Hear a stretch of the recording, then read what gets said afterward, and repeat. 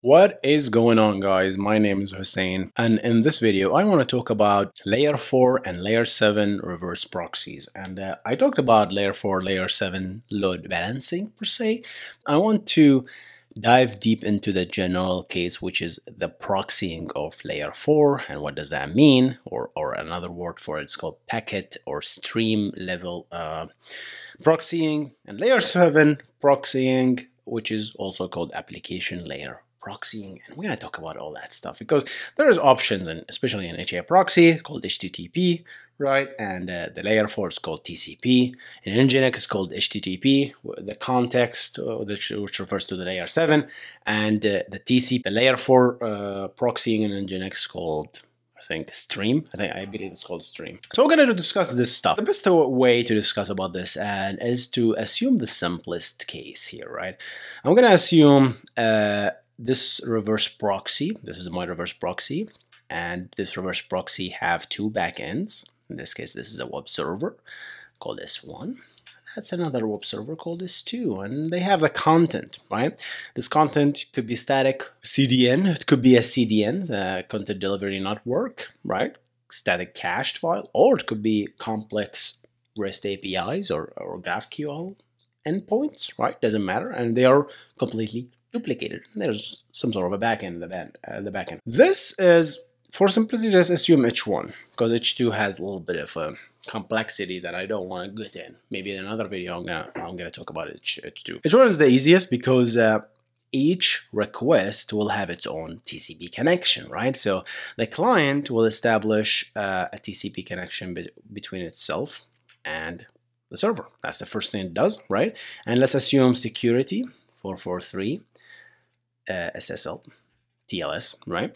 So what we'll do is we're gonna establish the handshake, agree on a key, do all that jazz, and then start sending information. Here's the first request. First request comes, right? I'm gonna talk about layer 7 load balancing first. Okay, we're sending a GET request, and I'm gonna translate what that means right here, right? I'm gonna send a GET request that says, hey, give me the /root. Could be the list of employees, could be the to-dos, right? And that request will go to the reverse proxy. And let's understand what that means, right? If I break down that request, and let's choose another color here, that's at the application level, which is the OSI model, which I talked about. Go ahead, check it out. What it means is I am looking at the content. That's what the user actually sent, right? The whole content, GET request, there is headers, there is so much information, there's body. Well, GET requests don't have body, but there are headers, they have other cookies, all the information right here, right? And that translates into a bunch of bytes, so stream, large stream of bytes, which, if you know a little bit of a networking, how does this translate to the networking layer? It will become a bunch of packets. Let's say for simplicity, it's 3 packets, right? Right?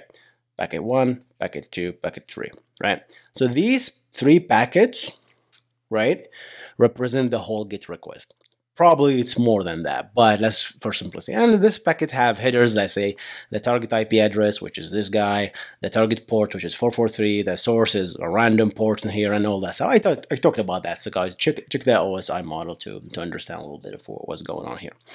And now, what does it mean when I say I sent a request? I sent a fetch request, right? So this using the JavaScript fetch, right? Right? Which is a beautiful command I love, right? And you send a fetch request, or you used XHR and you sent a request. What does it mean for this guy to actually receive this request? Here's what it means, right? Request, the packet number 1 will be received, right? So, right? It says, okay, I received packet number 1, right? The server will say, hey, I received packet number 1. Acknowledge, and then I'm gonna receive packet number 2, acknowledge, and I'm gonna receive packet number 3. And only when the client on the server receives all of these puppies, right, then it will consider that request received. And that's when you see in the HTTP protocols, oh, request received by the server, right? Because a request is different than a packet. The request is the whole thing, right? The packet is the individual pieces, right, that assembles the whole request, because one packet can get lost in the ocean, right? And then you will have to retransmit it. And until all of these packets receive successfully, you can declare victory and say, I received your request, but that does not mean I have a response for you. It means that I understand you mean, oh, now you mean a GET request. Oh, I understand you. Oh, you want slash. Oh, now understand this full information.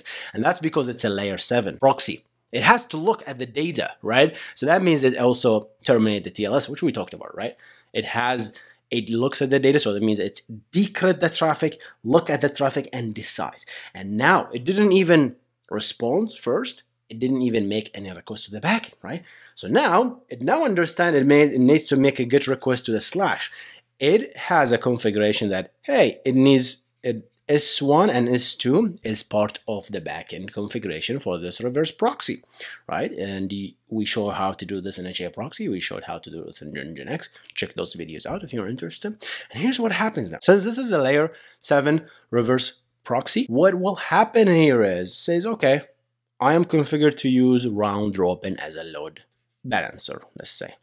So I'm gonna pick a random starting server, and let's say it's S1. All right, I'm gonna establish a TCP connection between myself and S1, and here's where every reverse proxy does it different.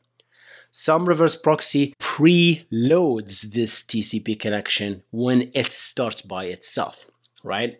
It doesn't do it on receive of this request, because that will be expensive, right?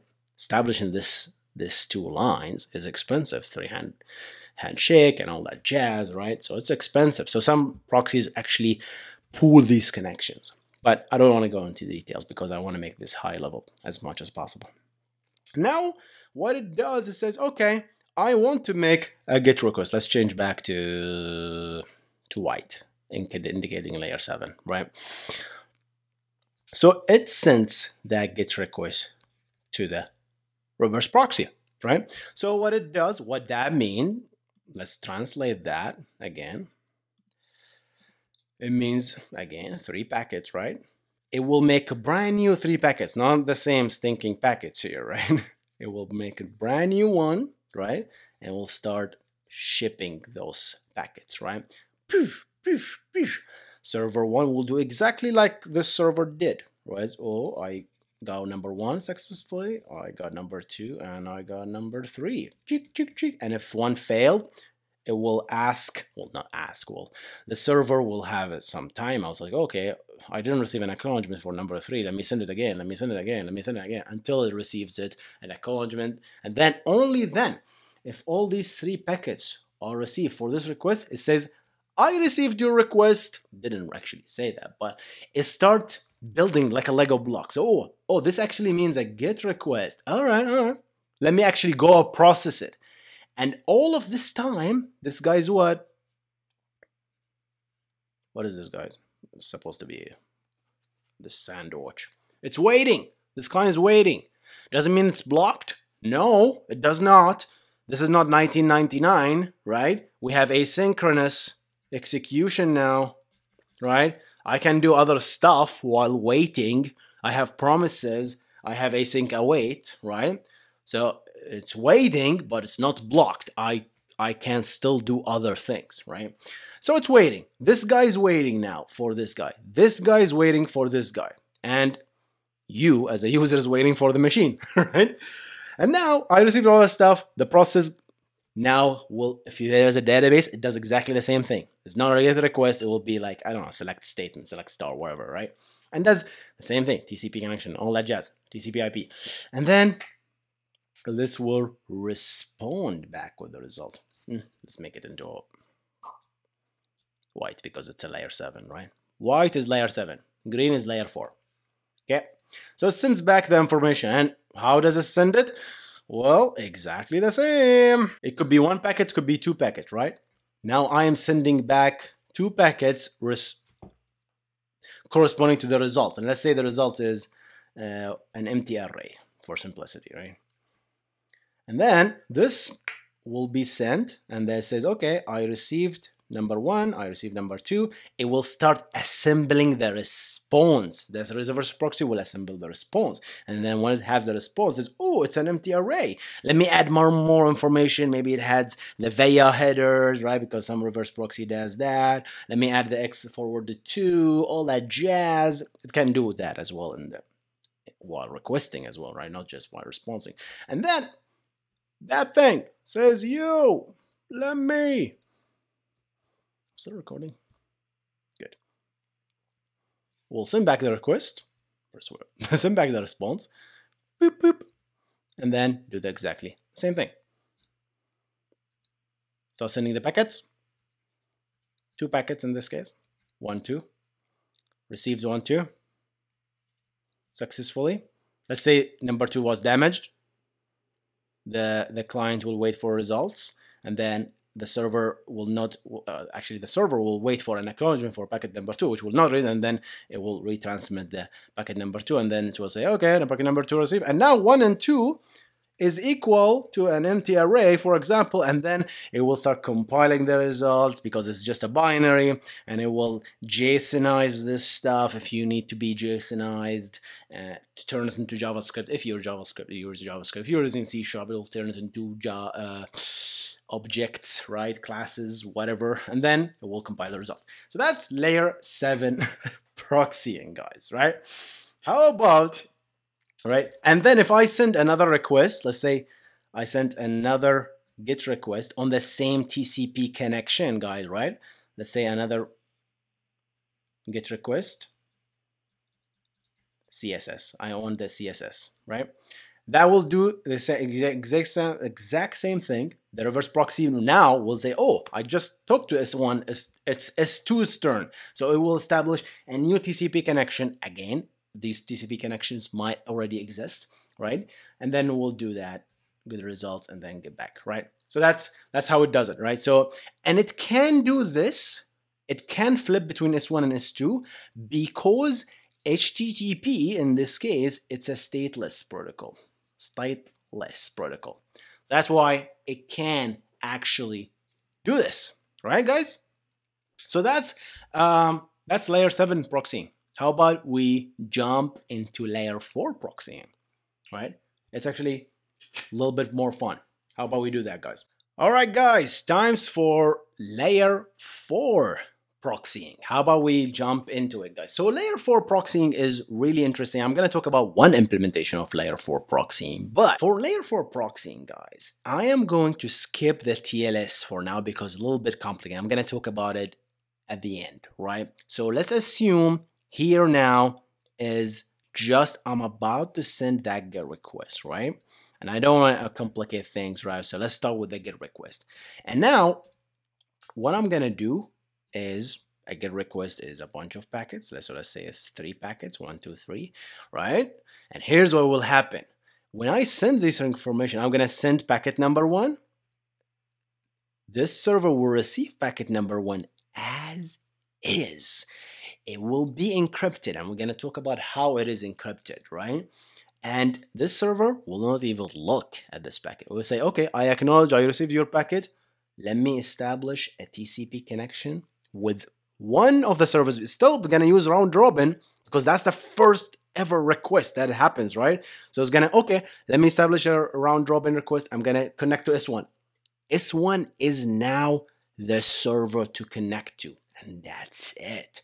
There is no flipping now. I'm going to talk about that. It's a packet level proxying. So now, immediately after it receives number 1, it doesn't wait for 2 and 3, just immediately sends over packet number 1. It writes it. It streams it back to the end.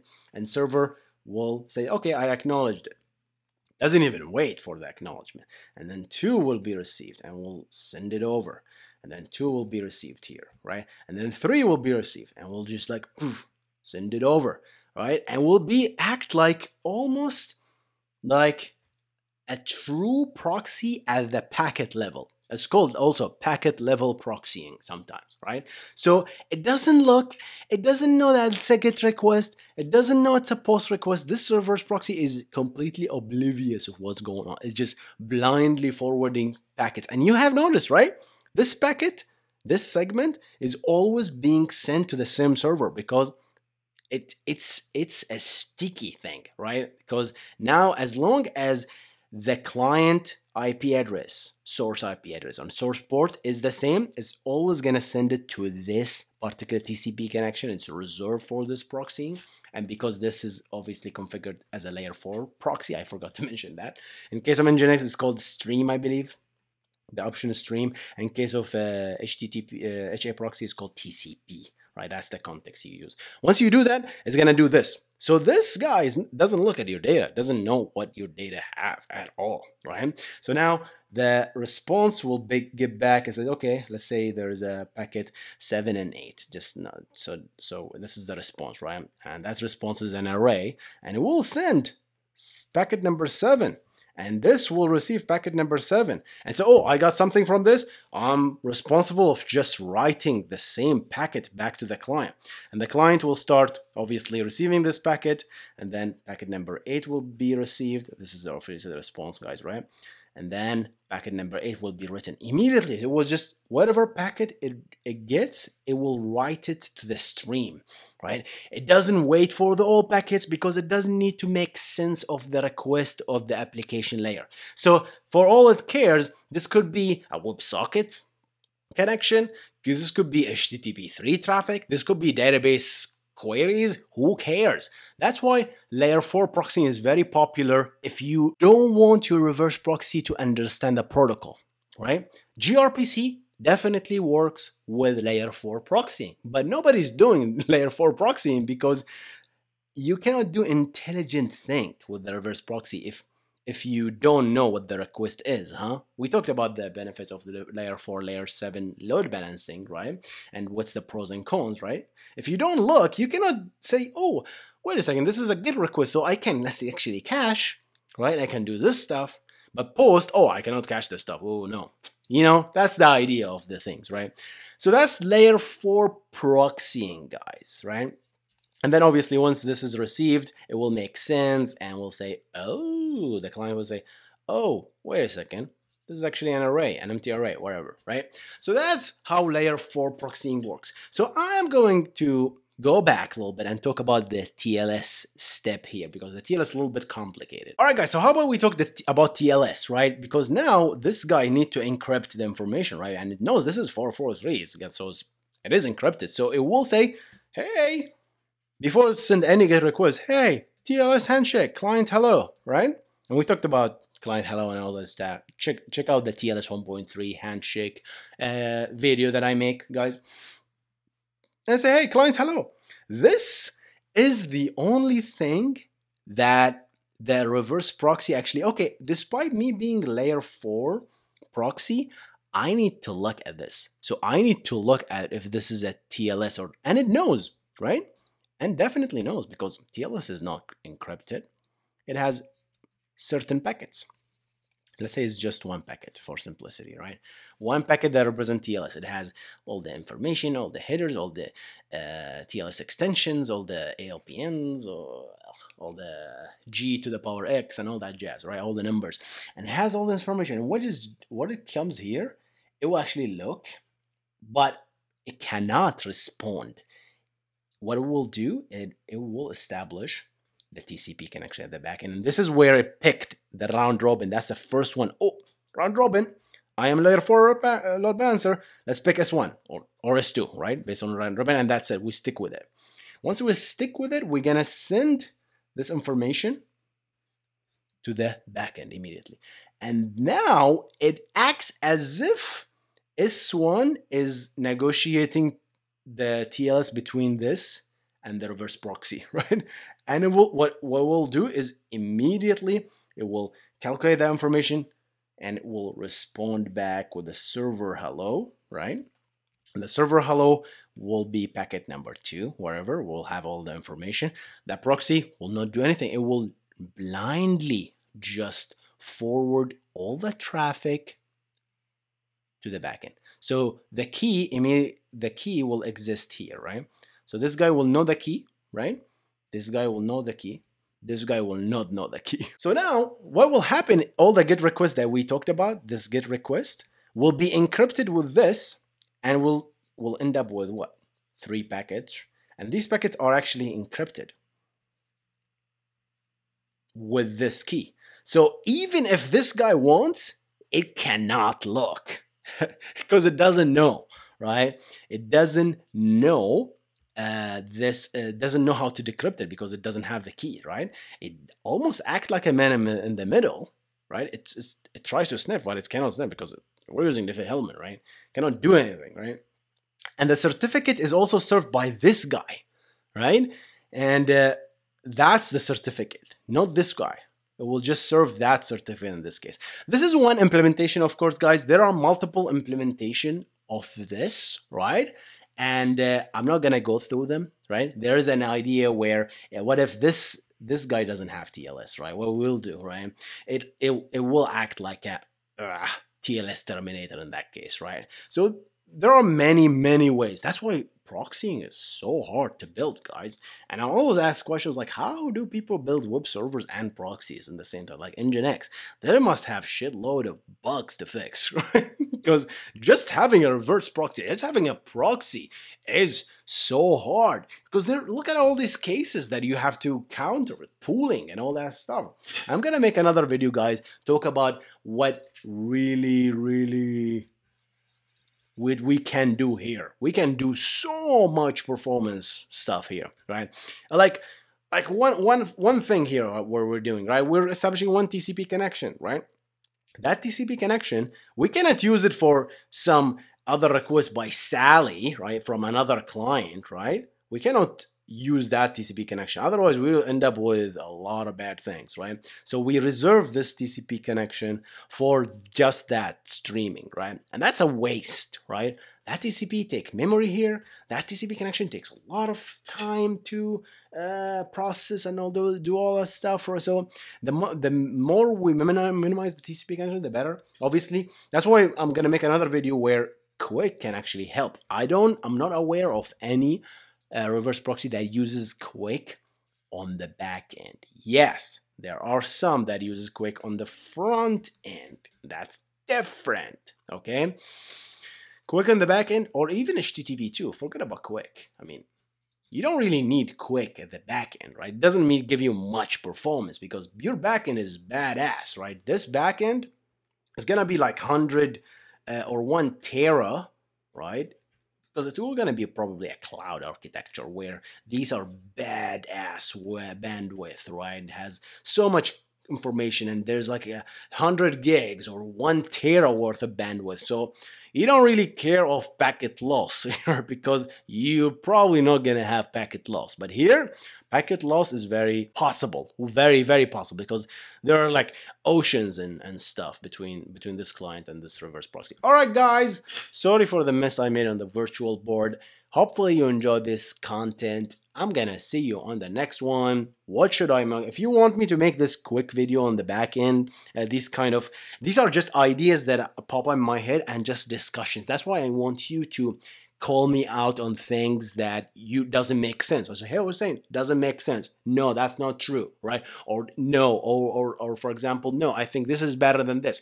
That's why we have discussions. We are backend engineers, guys. We all about discussions and calling someone out if it doesn't make sense. Because ideas are ideas. It's about execution. It's about thinking and presenting the better idea. And that's how we grow all as engineers. Because engineers, we really need to critique each other to get better. Otherwise, we're all perfect, right? All right, guys, I'm going to see you in the next one. You guys stay awesome.